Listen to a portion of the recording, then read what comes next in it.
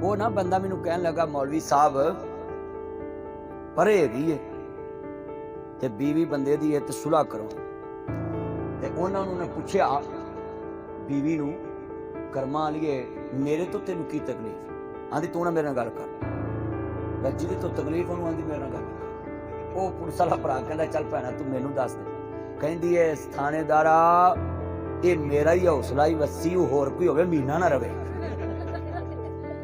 ते जे उन्हें बंदे नू पूछया भी तेनू की तकलीफ? वो आंदा मुंह ना खिला, जे मैं मुंह खोले नहीं इत्थे एक मिनट नहीं खलोना। ऐ जे हालात हजे ओ दिन काच हजे ओदी बीवी ते हजे ओदा बंदा है। वो पुलिस वाला आंदा है तुसी मुंह ना खोलो मैं खोला। उन्हें कहा तुसी खोल लो। उन्हें कहा भी इंज जे तेनू खामद होर लभ जाना ही ओनू बीवी होर लभ जानी ते आ बच्चियां नू मां प्यो नहीं लगना। देखो पुलिस वाले किड्डे दना हुंदे ते पुलिस वाला विआहिया सी तां दी ओनू पता है। पुलिस वाले तो वध बीवी की कदर कौन जान सकता? बेचारे ड्यूटी ते रहिंदे ने 24 घंटे ते कर्मा वाली मगर बच्चे सामने। मौलवियां दी जेहड़े मशहूर मौलवी इन्हां दीयां बीवियां बड़ियां चंगियां, असीं 24 घंटे बाहर रहने तो बच्चे सामने।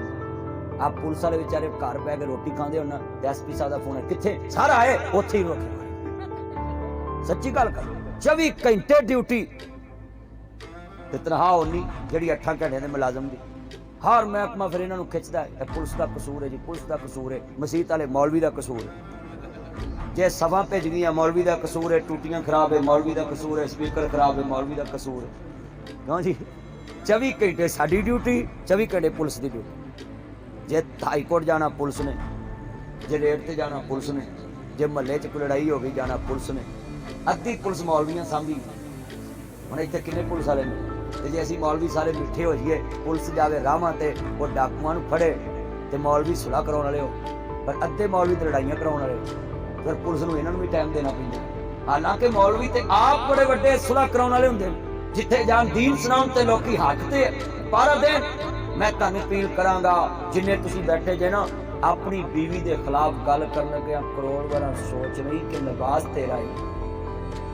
उन्हें तेनू ढकिया है ते तू उन्होंने ढके।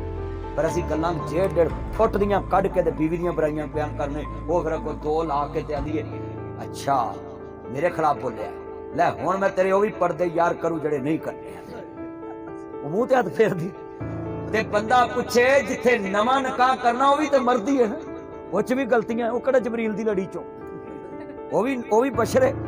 नूरी ते गलती नहीं करदा। एक ने कीती अज तक लानतां खा रहा है। बोलो फरिश्ता जबरील नबी वाला फरिश्तियां दा उस्ताद क्यों बनया? वो जगह खाली हो गई सी कि पहले जनाब जी शैतान मुअल्लिमुल मरकूज सी, फरिश्तियां दा सरदार सी, उस्ताद सी, पर अल्लाह दी एक नहीं मनी। अल्लाह ने कहा जगह खाली कर।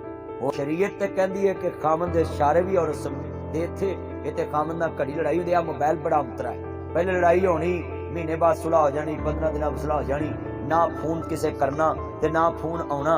इधरों लड़ना अगले दिन सुलह हो जाना, गुस्से ठंडे हो जाते। हुण इधरों लड़न दा आ जाओ इत्थे मेरा इंज हो गया बस बंद कर असीं आए, उसे वेले बेड़ा गर्क हो जाता।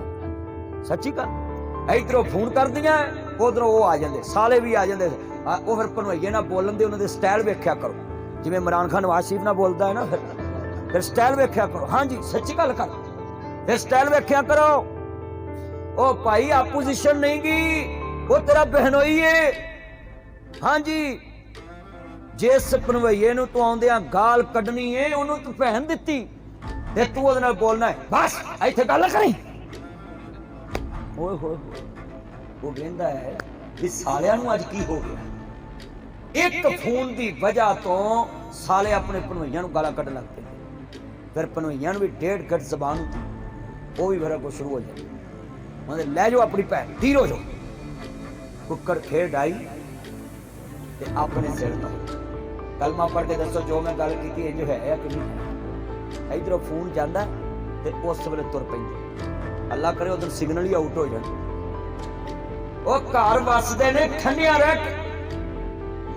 स्पीकर दियां दोवें तारां गरम होवन, बोलो स्पीकर दियां दोवें तारां गर्म होवन स्पीकर सड़ जाएगा, कैमरे दियां दोवें तारां गर्म होवन कैमरा सड़ जाएगा, मोटर टोके वाली होवे पट्ठे नागी कुतरदी होवे दोवें तारां कट्ठियां जुड़न मोटर सड़ जाएगी, मोटर नवी बन जाएगी, कैमरा नवा आ जाएगा, स्पीकर नवा बन जाएगा, मोटर बैंड हो जाएगी। वीरा मियां बीवी वालियां तारां दोवें कट्ठियां गर्म होण बच्चे रुल जाणगे घर उजड़ जाएगा। जे बीवी गर्म होवे ते मर्द ठंडा रहे, जे मर्द ठंडा होवे ते बीवी गर्म हो जाए ते मर्द ठंडा, जे मर्द गर्म है ते बीवी। मैं तुहानू नुस्खा दस देना, बुढ़ी लड़े ना ते छत ते चढ़ जाए, हुण नहीं बोले। ते बीवी नू चाहिदा जे बंदा लड़े ते किचन च वड़ जाया करे, चाह दा कप लिया के अगे रख देवे, नाल कहे मेरा चन मेरी मन अभी रख ले, कसमे घर सारी वसदे रहणगे, लड़ाई नहीं पैनी। कई गल इमरान साहब इंज क्यों जी कारी अब्दुल्ला साहब भी बंदा जो बीवी जो लड़ी होवे ते बंदा छत ते चढ़ जाए ते आपे ही बुलाउण जाएगी ना उत्तों भी आ जा, जद पौड़ी ना होवे ते हर घर च पौड़ी हुंदी है ना जी, हर घर च पौड़ी हुंदी, छत ते चढ़ जाए। मेरा एक बेली मौलवी उन्होंने किसी ने पूछ लिया भी तेरी कभी बुढ़ी नाल लड़ाई हुई है, आंदा भाई 23-24 साल हो गए छत ते ही लाउण ही नहीं आई। क्यों जी खजानची ना बना के रखनी चाहिए, सच्ची गल है। जेड़ा भी बंदा है ना उन्होंने खजानची ना बना के रखनी चाहिए मस्जिद विच ते खास करके, हाँ जी, क्योंकि तनख्वाह वधाउणी हुंदी ओने।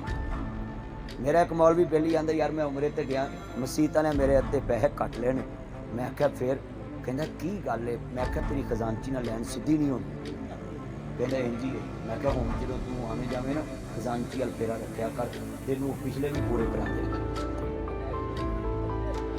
सच्ची गल की इन्हें बैठे ने वो खजानची साहब वेख के ना मैनूं याद आ गया,